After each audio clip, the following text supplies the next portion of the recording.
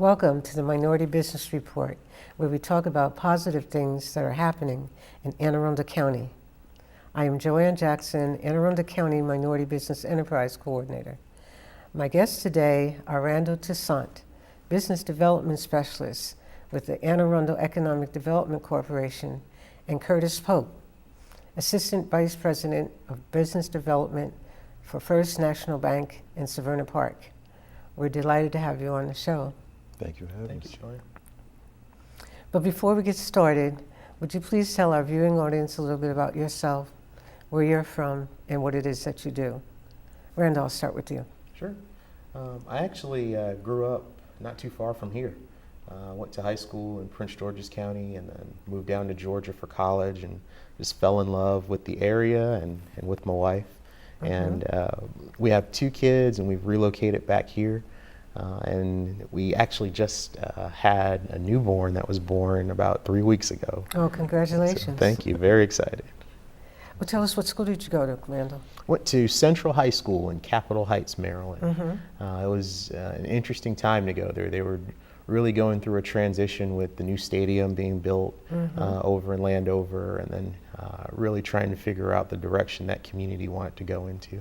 And it really piqued my interest, about like growth and community development. I graduated as a Central Falcon, so proud to say that. And then where'd you go to college? Went down to Atlanta and went to undergrad at Morehouse College.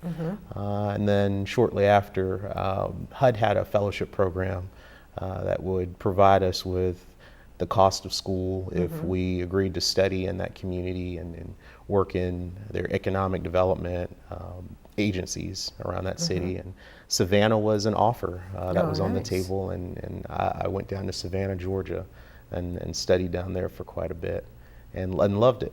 Loved it. Yeah, that's an interesting place. Savannah. Yes, ma'am. Yeah, yeah. Absolutely. Very historic. Yeah. And Curtis, tell us a little bit about yourself. Born and raised in Baltimore, Maryland. Went to Mervo High School in Baltimore. Was a baseball player. So out of high school, I went to a junior college in Alabama. So with you on the southern region. Oh, yeah. Down south to go I to think we school. all went south. Yeah, absolutely. That's right.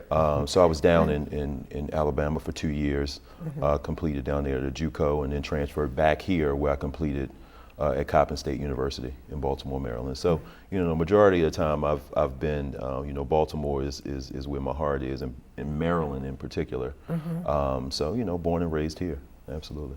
And you have children also? Yes, 3 children. So I have a son that's 20 years old. I have a 12-year-old. 20, you don't look that 20. old. I know, thank you so much. Yeah, so 20, 12, and 7, a boy and 2 girls. Yeah. Interesting, So, yes. interesting. Yes.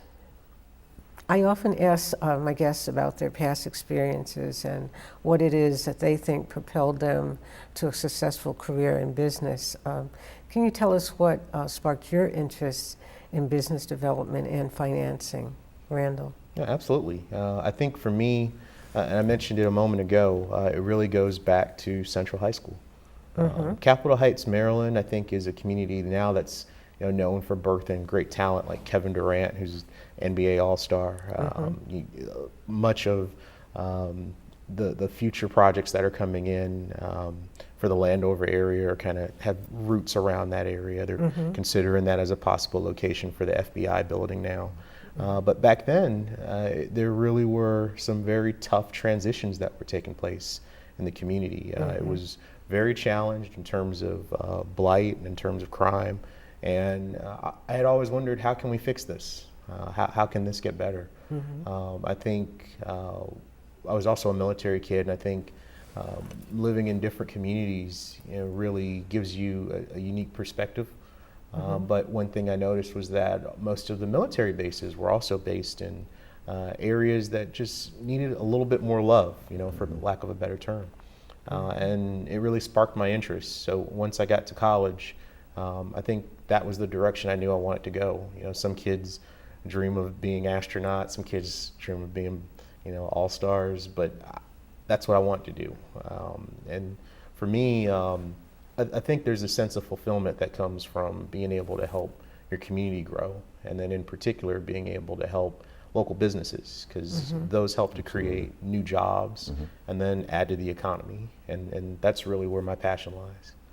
And that's interesting, you've evolved from that. I was an accountant by profession, and then somewhere in my mid to late 20s, I hit on the planning profession. And I thought, that, well, that's really what my vision was. That's how I was feeling, that I would like to service the community more so than an accountant. You just crunch your numbers. So it's really funny how you and I met, and a lot of what you do are some of the things that I've also done. Absolutely. Yeah, yeah. So Curtis, how did you evolve to financing? Well, at Coppin State, I was a communications major, but I had a minor in finance. So I always had a passion for finance, just stemming from me being a little kid and, you know, my parents having passions for finance as well. That was something that intrigued me, you know. So from that standpoint, once I graduated and went out into that field, kind of like the same thing, the same things that that my colleague was talking about as well. You know, it intrigued me just to be able to help out community-wise. You know, you see a lot of businesses that are in the area that are struggling. You know, and from a small business standpoint, if we can kind of fix that niche there and really kind of, you know, put that love and that dedication back into the small business and the entrepreneur, I think that the world would be a better place. So, you know, for me, I think a huge catapult for me was leaving to go away as well. I think a lot of times just from the area of Baltimore is a tough place. And, you know, a lot like New York City, you know, if you can make it out of Baltimore, we feel that you can make it anywhere in the world. It's a tough place to grow up in. And for me, I was blessed to be able to leave Baltimore, and, you know, you kind of go and you see other areas, and, you know, we saw, you know, just from me traveling with baseball and just being in schools, you see different communities that doesn't particularly look like home, you know. So for me, you know, I wanted to really be able to have that impact in not just the Baltimore area, but the surrounding counties as well.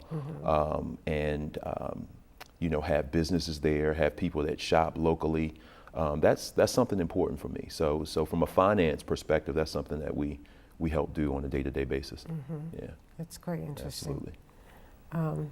Randall, can you tell us specifically what it is that you do at AEDC, the Economic Development Corporation, and the type of business clientele that you'll be looking to recruit? Well, I always say I think I have probably the greatest job on the planet. I get to wake up every day and just help. Our organization is the economic development arm for Anne Arundel County. So through that, we get a chance to go out and really help local businesses with growing and expanding.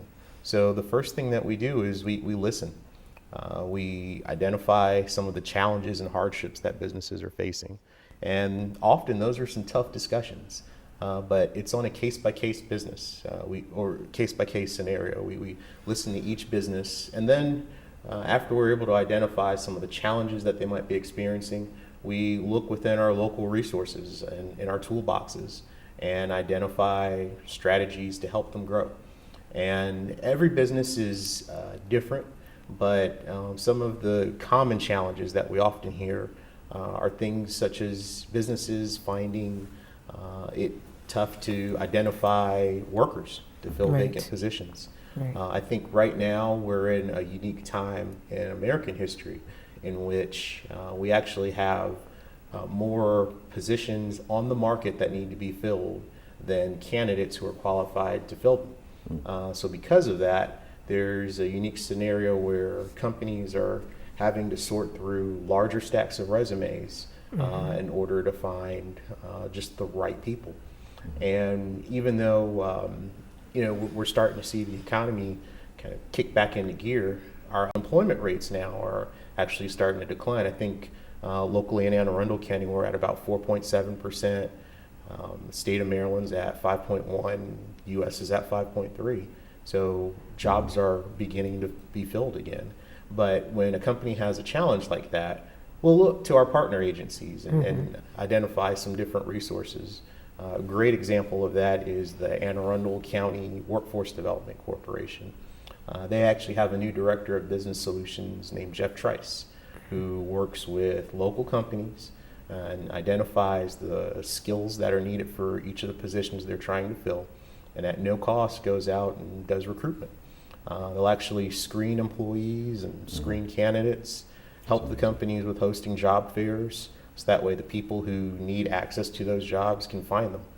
Another great thing that we've noticed is lately we're starting to hear that, especially because Anne Arundel County was emerged as a technology hub, Right. and that's the vertical I focus on more so than others. But because it's emerged as a technology hub for big data, network security, and cybersecurity, there is a demand for services that are tied to that. Companies that are expanding and trying to find access to bids and contracts, usually they'll struggle a little Right. just with finding information. Your office in particular has just been a great resource, to connect with bids and contracts. Then there's also the Procurement Technical Assistance Program that's run through the Maryland Small Business Development Center. And they sit down with companies one-on-one and help them to develop their statements of capabilities and help them to learn about more bids that are out there and help them to market themselves. And our job is to connect companies to resources such as that. Training is another big issue. I think on the workforce development side, many companies might find that they know exactly who they want to hire, but that person might need just a little bit more work, especially what we're hearing is soft skills in Right. particular. So we have several programs that we partner with folks on. Internally within our organization, we have a workforce training partnership program that actually offers a 50% reimbursement of training costs to local companies in Anne Arundel County. But in doing so, there's a limit of about $1,000 per employee. But we work with each company to identify what their training needs are and then develop a strategy for how to execute those training resources. But that's the fun part of it. It's sitting down with each company, listening to their needs, regardless of their size, and then identifying resources to help. And that's what we do. And so you particularly, do you have like a goal? You have because I know you're a corporation versus a county agency, so you've probably got a little bit more on your agenda than other folks do. Yes, ma'am. I think for us, there is a target goal of generating new jobs and new capital investment within the community. Pleased to share, actually, Anne Arundel County ranks among the top communities in the state of Maryland for new capital investment that's generated. Wow. So we're seeing that the community is growing in a very exciting way. Businesses are deciding to purchase more equipment and make more investments in the area. In terms of our goals, I seek to really meet with about 3 companies per week. So that way I can learn a little bit more about what some of their needs are and then identify resources to help them. And then my colleagues do about the same. And then overall, we have an organizational goal in terms of the jobs and capital investment that we're trying to generate within the community each year.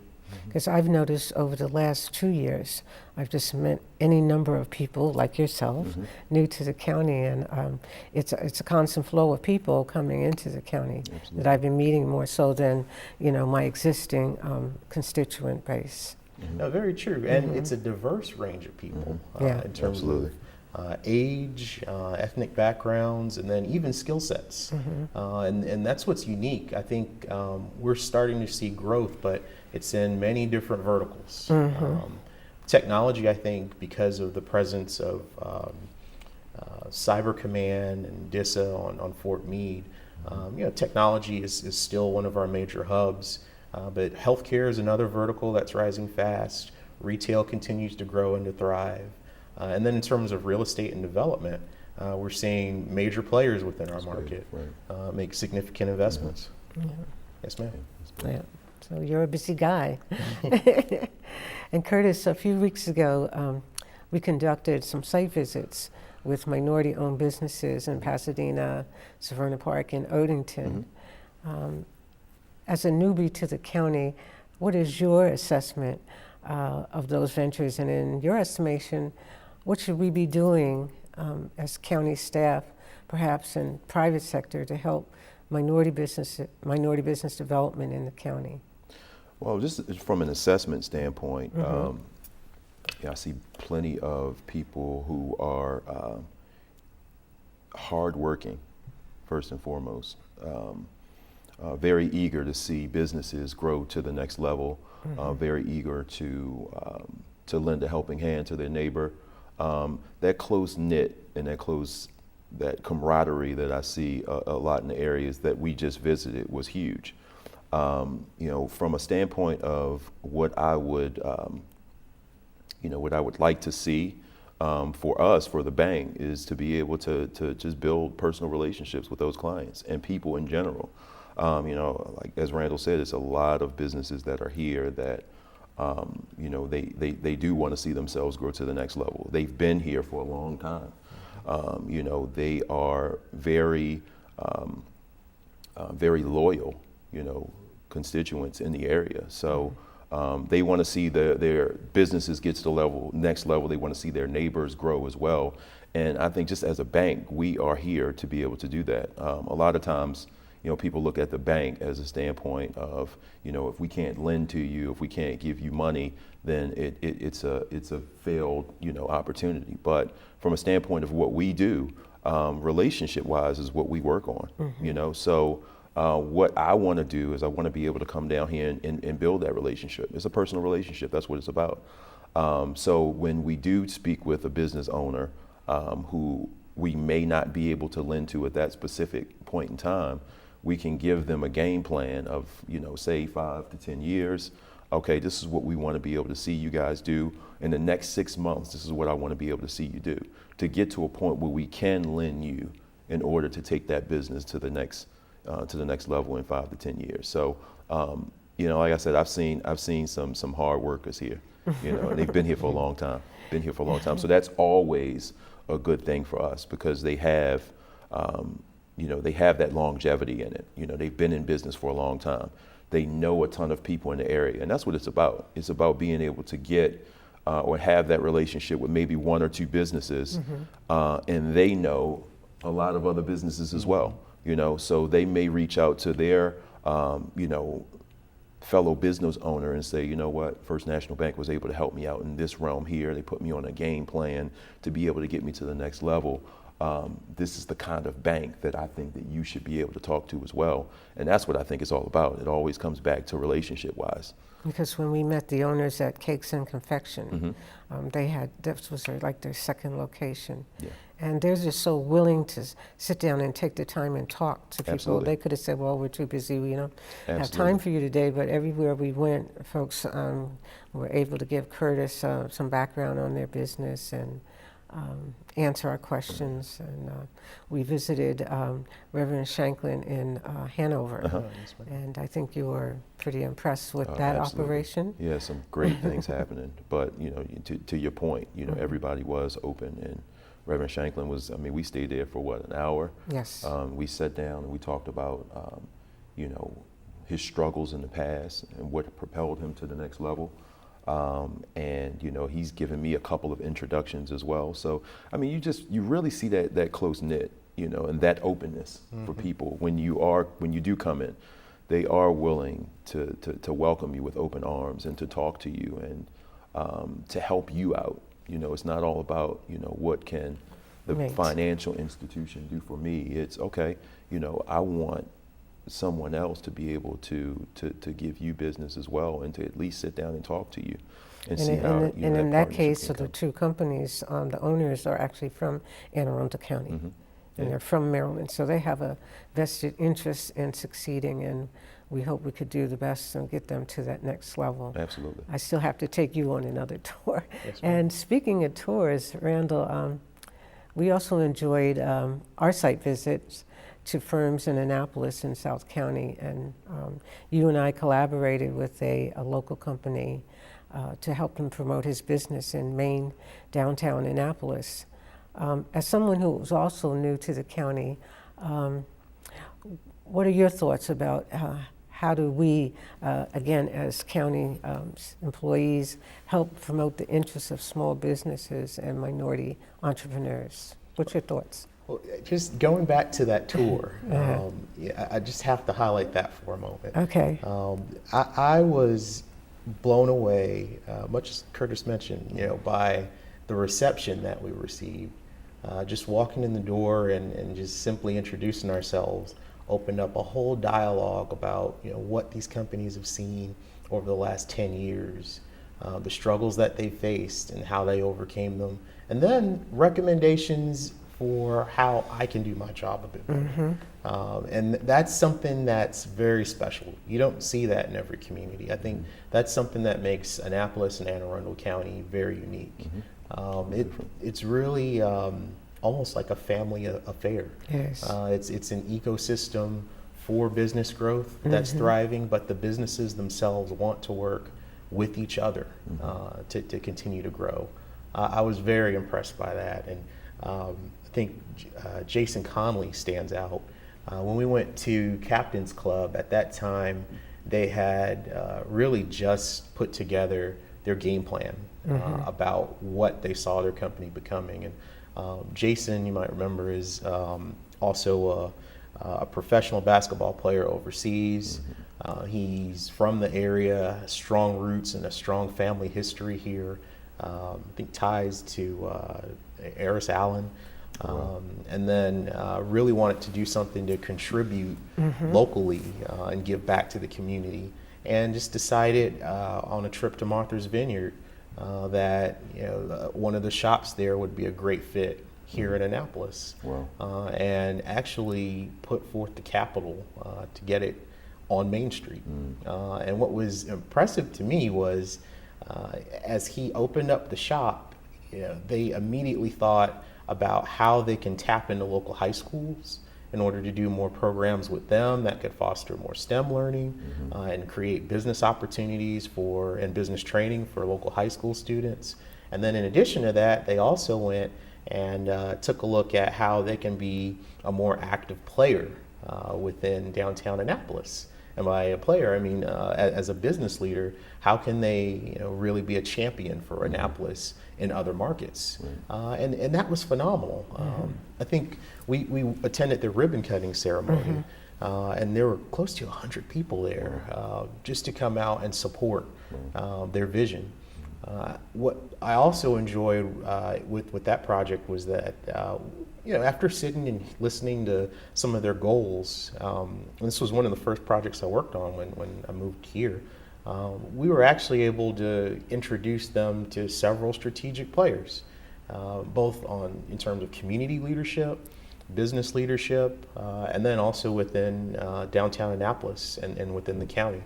And they were able to work through everything from zoning to redeveloping a strategy for how to train the workers to how to market their how business. to market, yeah. Yeah, that was the key, because that generation of younger generation, it's like, well, we'll put it on the web and we build it and they will come. And so we kind of gave them some other thoughts about how to market your business to this particular community of people. They're relatively new. It was an apparel, retail apparel company.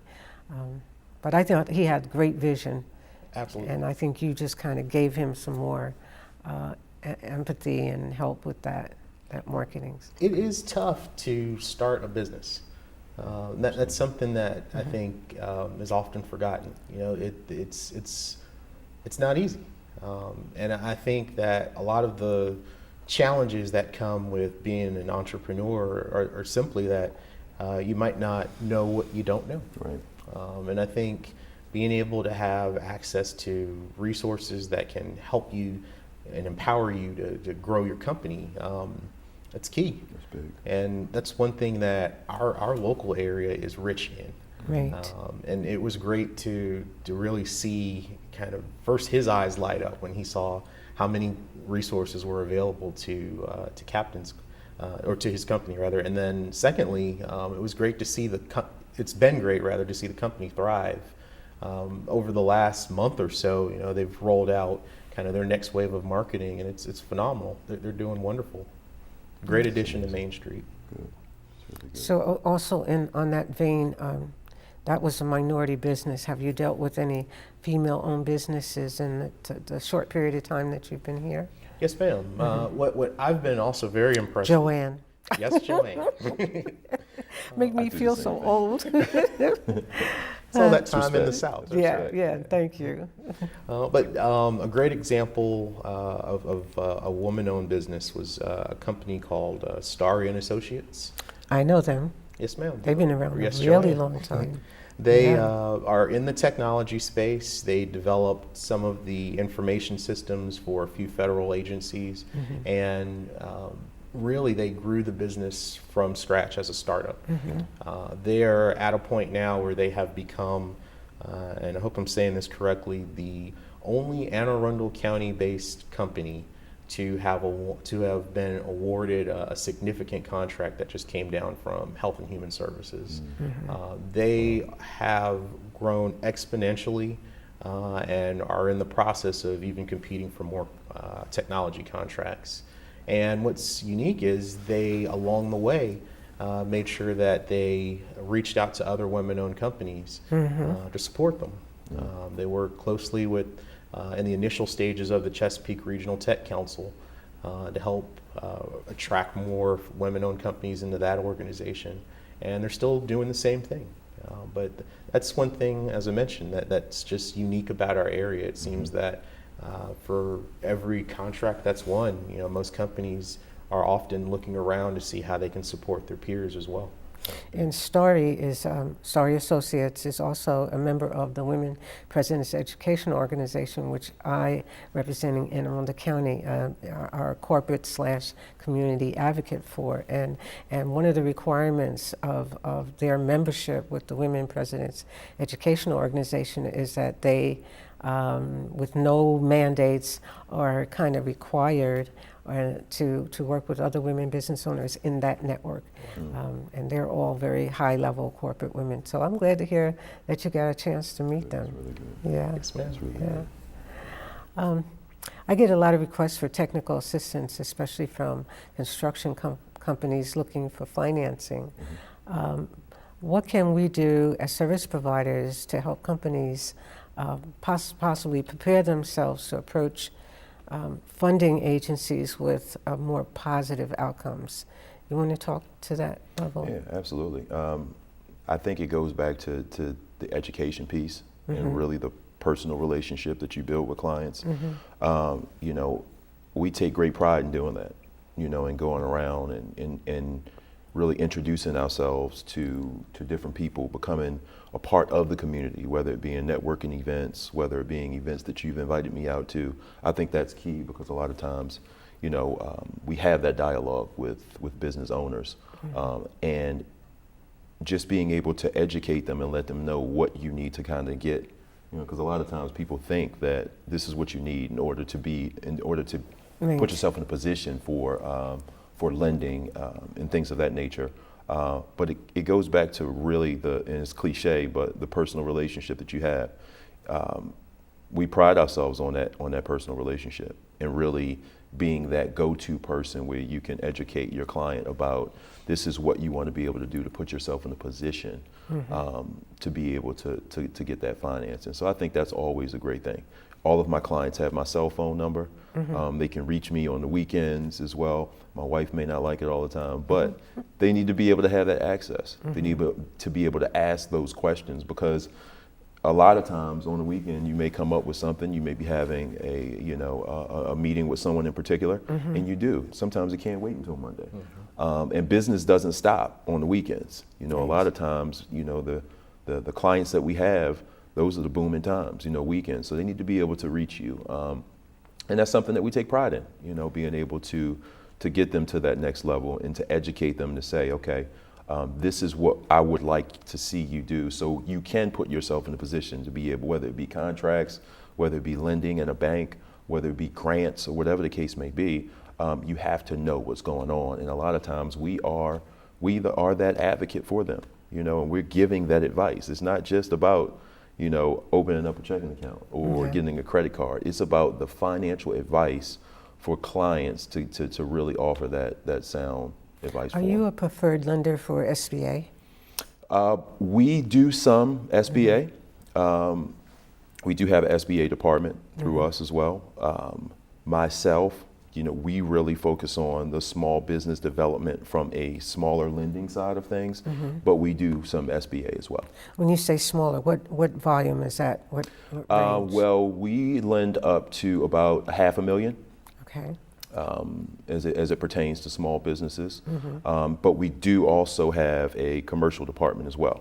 So just because we may not be able to, it doesn't fall under our umbrella in business development, we are able to we do have counterparts that we could let them step in as well from a commercial standpoint that can do any amount. So are there any instances where someone applies for a loan and is not successful the first time around? Is there opportunity for them to come back and redirect their resources to get a positive response from the bank? Absolutely, and that's the direction that we would like to have it. I've been in the finance field for a long time, and I can say that First National Bank is different in that realm. From a standpoint, I've been in areas and financial institutions where we may not be able to offer that loan to a client, and it's kind of, I'm just going to move on. We can't help you, and we're just going to move on. When you get your things together, then come back and see us. That type of attitude. But we pride ourselves on being able to get them to the next level. So what we're going to do is we're going to hold your hand through the process. And we're going to say, okay, you may be light in this area here, but this is what you need to do. That's what you need, is the educational piece. It's not the, okay, we can't do anything for you, so sorry. It's the how will I get you to that next level? And it's offering that advice and that expertise and getting that company to a point where they can come back and we can get the loan done for them. And that builds the relationship there. That's a lifetime client right there, because guess what? When they couldn't get it done, we were able to offer them some advice, some sound advice to get them to that next level.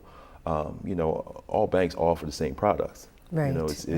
It's the relationship that we have with the clients and getting them to that next level in business that keeps that cohesiveness in the partnership going. And I tell a lot of people who are calling for the first time looking for financing to start with your bank. Go see the loan officer. Let him give you feedback, because all feedback is not bad feedback. Absolutely. Even if it sounds negative, it could be very positive for you. Right. But some people don't have that frame of reference. Yeah, it's about understanding the process. It's about you may have to partner them up with someone else that can help out as well. Not from a financial standpoint, but if you're in the business and you're looking for a specific owner of another business, that's what we do all day long. I see all different types of businesses all day long. So, as a contractor may need someone else that's in that line of work, being able to refer business to them, it's not a one-way street. We just don't get referrals from clients. Our job is to be able to see that your business is successful as well. So we offer those same referrals. And that's the definition of a strong partnership. It's not one-sided and Curtis, look, I got a referral for you. Somebody else looking for a loan, and I'm just taking. My arms are open, and I'm just taking all the time. No, it's Mr. or Mrs. Customer, I want to see your business grow as well. So when you need something, call me.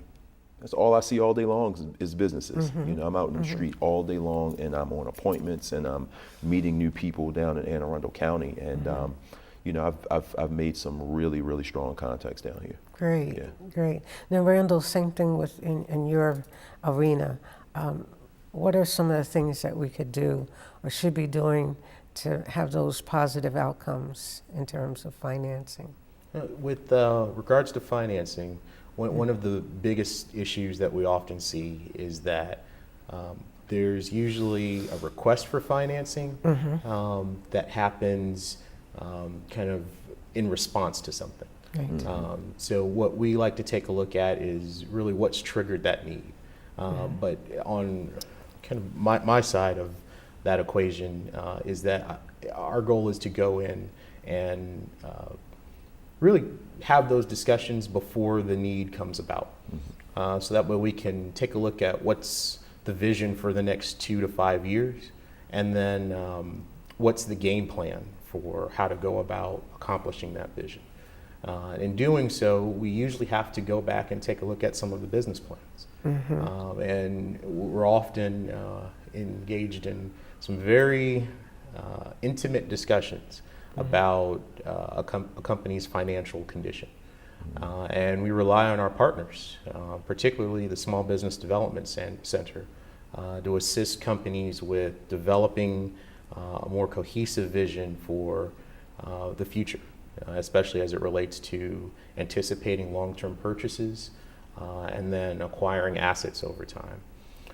But overall, in terms of financing, we're a very strong partner with our local banks.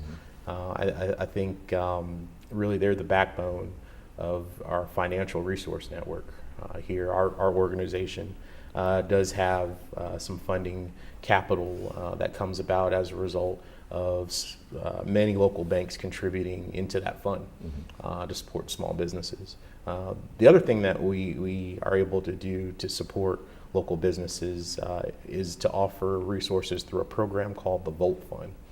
And Volt really came about, you might remember several years ago, there were some votes about what some of the casino revenue could be used for, and through that some set-asides were made towards education and a few other things. Small businesses and minority and veteran and women-owned businesses were actually part of that equation as well.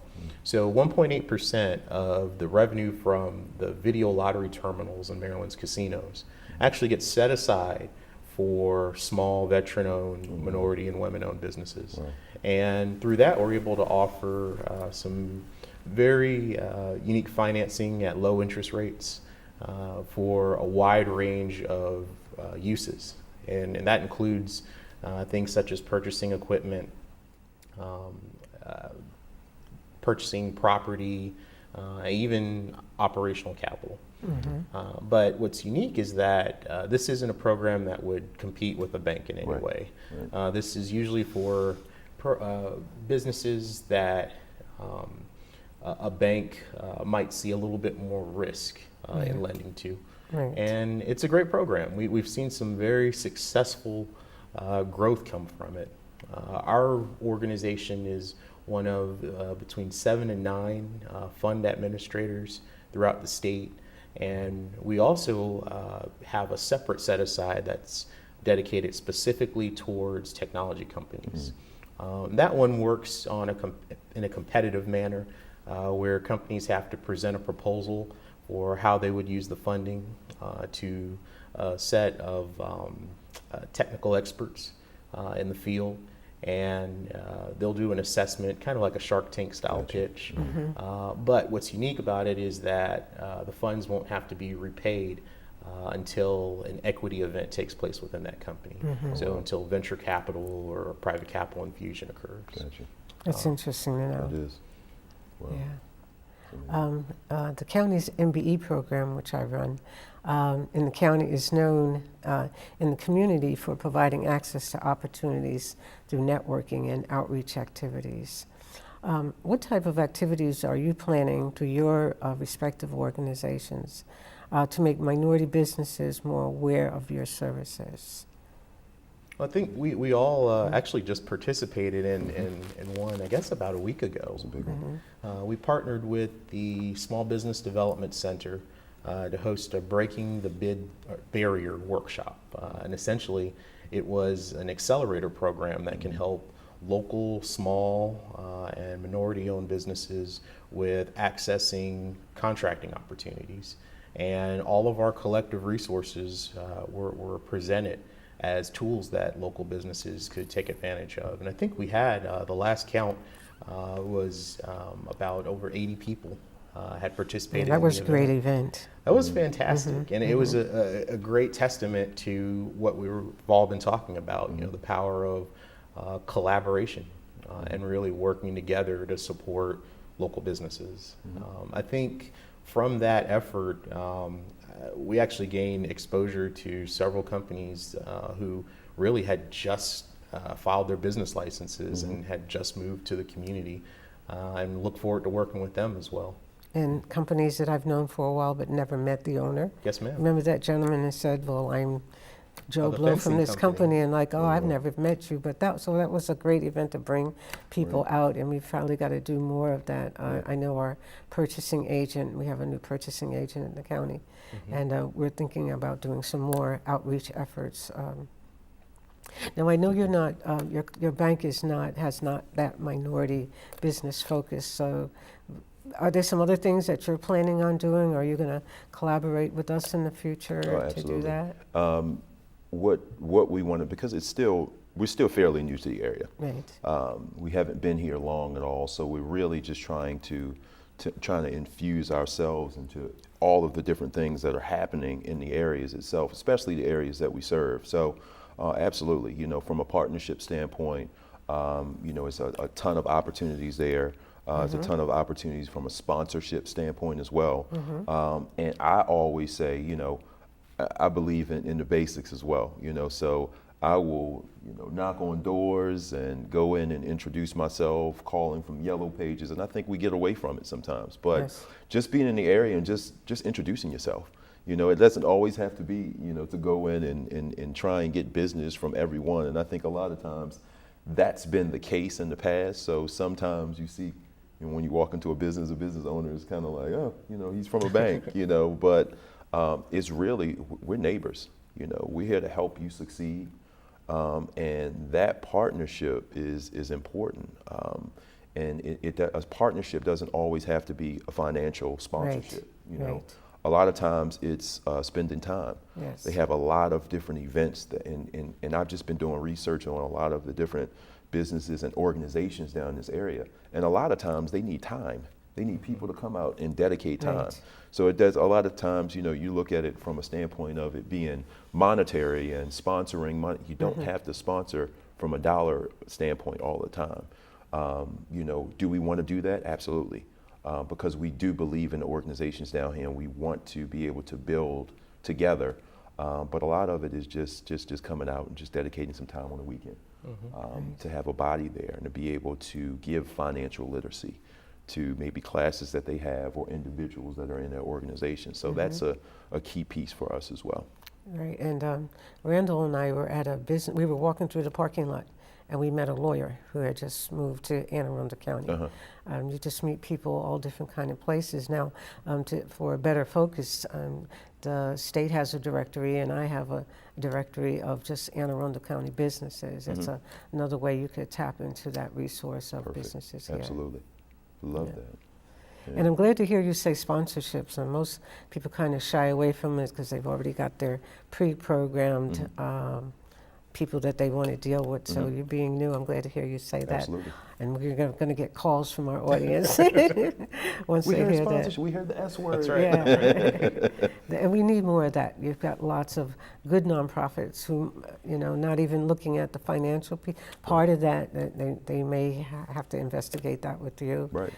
They're also always looking for great partners. Absolutely. That's what it's about. I mean, that's what partnership is both sides. And I know I keep on saying the same thing, but well, I'm going to give a plug for one of my favorite nonprofits. It's Anne Arundel Women Giving Together.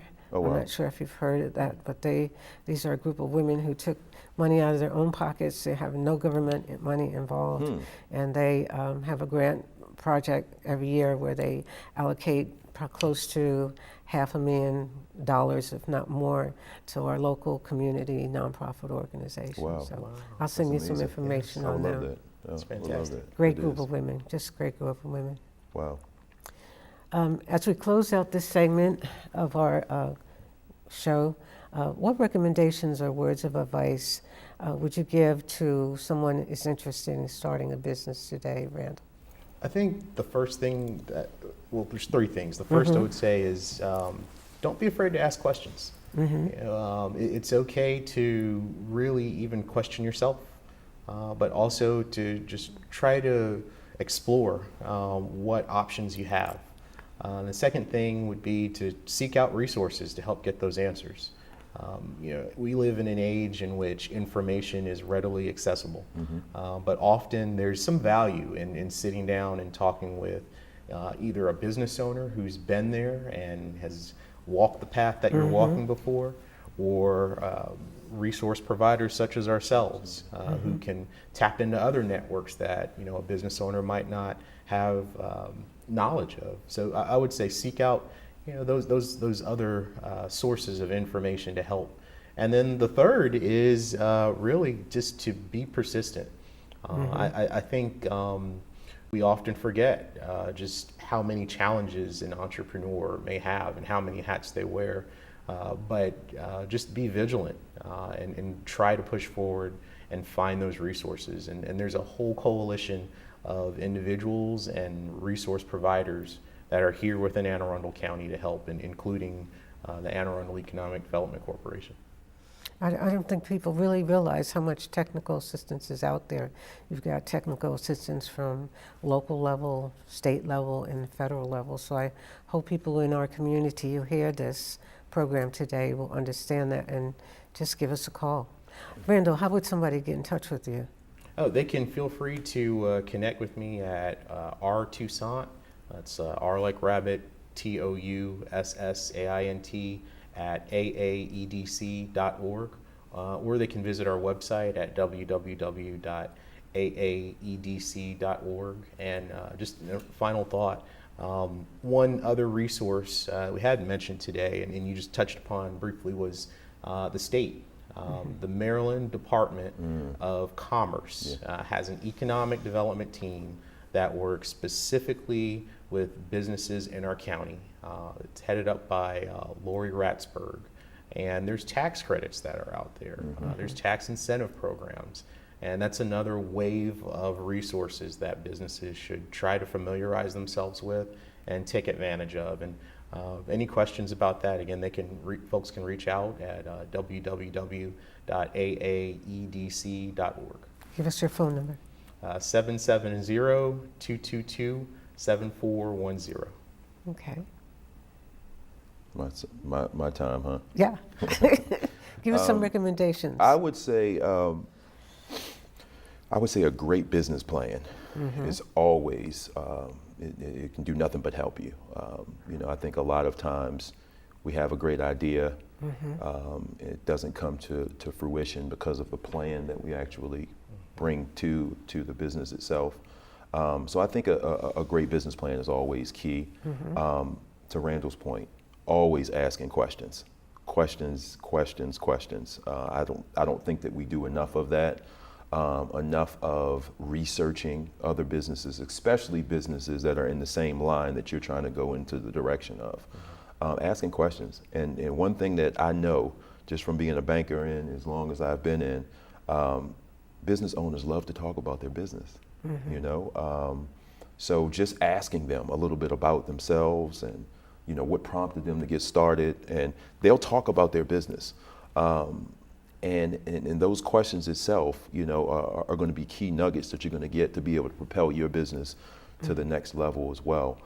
So I think all of those are always sound advice that I would give to someone that's just starting out, and having a great relationship with your banker as well. I challenge people, if you don't have a great relationship with your banker, if you can't, call them or go in and they don't know you by your first name, then I challenge you. That's something that you need to have with your banker.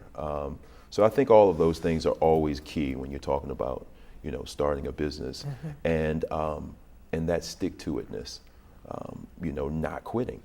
That's a big piece as well. A lot of businesses fail within the first 3 to 5 years, and it's because of those challenges that as a new business owner, you're not used to. It's a new piece to you.